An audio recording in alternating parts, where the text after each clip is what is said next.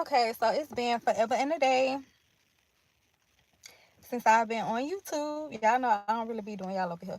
Oh, my face so shiny.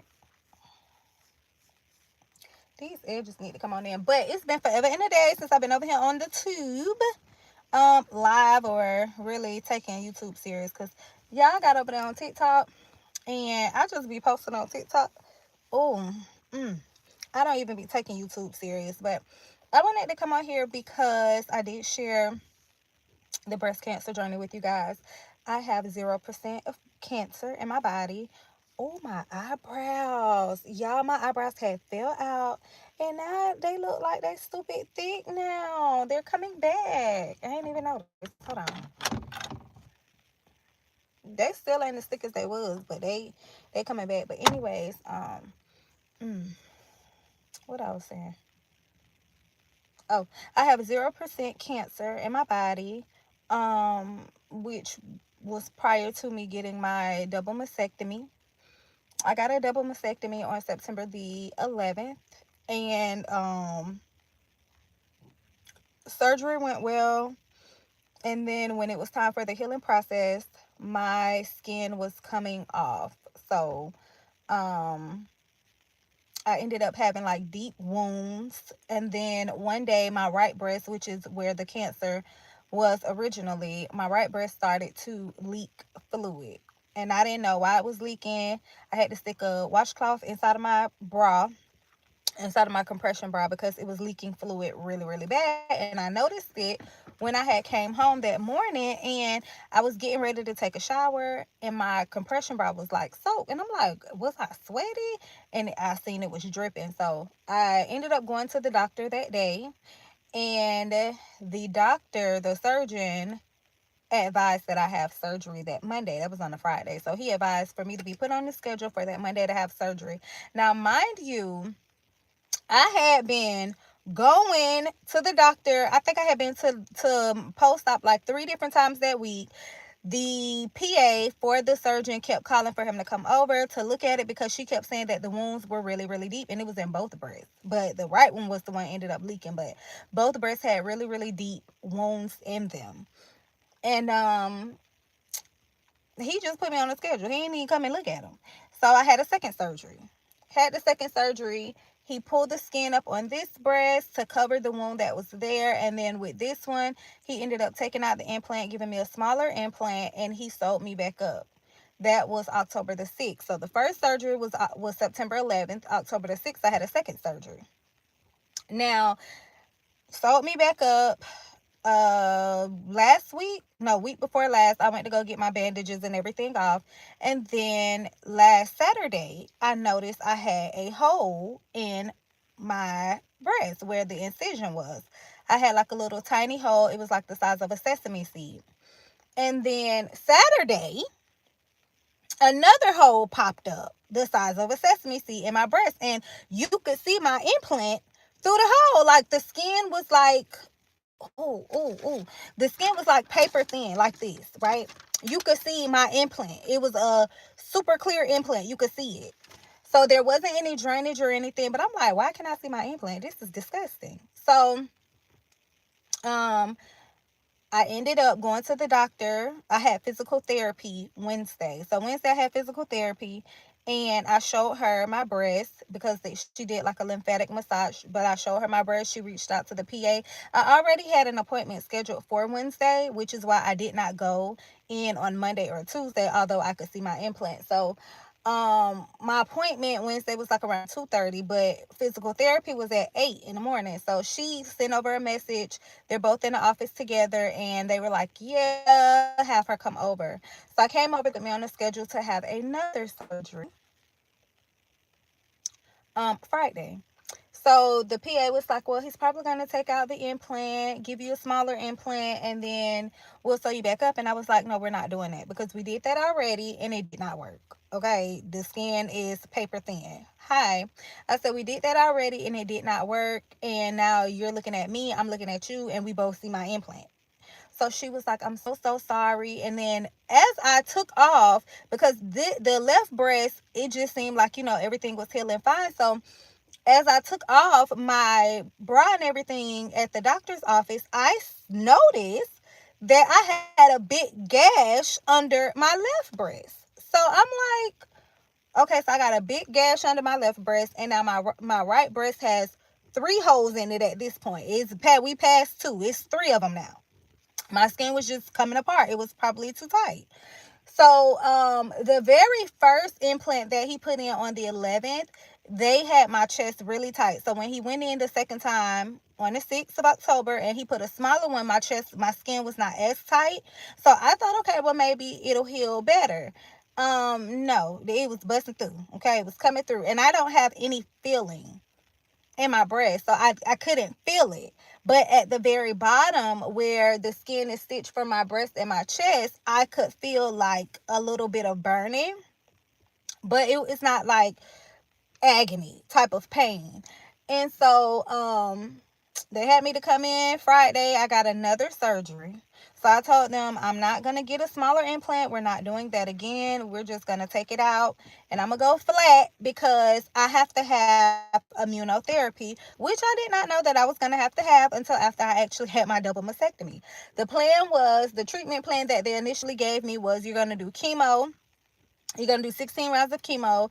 Then you're going to do the double mastectomy and then radiation. I don't even know why I had to have a double mastectomy because I only had cancer in my right breast. But, I'm not a doctor. I don't know. So they said they were going to do a double mastectomy and then I was going to do radiation. After I had my double mastectomy, I went to visit my oncologist and I asked him when were they going to take out my port. And he said, oh, yeah, we ain't going to take out your port for the next year. And I was like, nobody told me that. He was like, yeah, we're going to do Keytruda. He stated that, which I had Keytruda during my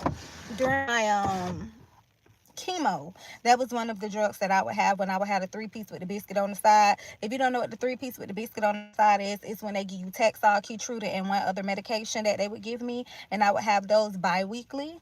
And they had me feeling really, really bad prior to them giving me just the red devil, the AC, or whatever you want to call it. That stuff, that's some harsh medicine. Anyways, and that was for my last 4 rounds of chemo. But whenever I had Taxol, like I felt like I could do anything. You know what I'm saying? I wasn't sick, didn't have me feeling down. But when I had that 3-piece with a biscuit on the side, oh Jesus, I was gonna be down for the entire weekend. But hi. But so when I went in, I told them you're not giving me another implant. We're not doing that again because I'm kind of feeling like my body may have been rejecting the implant. But he did not give me the option to do the deep flap off a rib. He was like, we're gonna do implant possible expanders, and then once you do your radiation, then if the radiation has your skin super tight or too dry, or it sucks some moisture out of the implant, then we'll go in and we'll do the deep flap. So but that was my initial meeting with the breast surgeon. So I had another surgery Friday and I went flat. So y'all, I don't have nothing. And when I tell you it's absolutely disgusting, I do not want to take off my compression bra because it looks horrid. Okay? And I'm not even talking about the stitching of it. It's just like my chest is sunken in.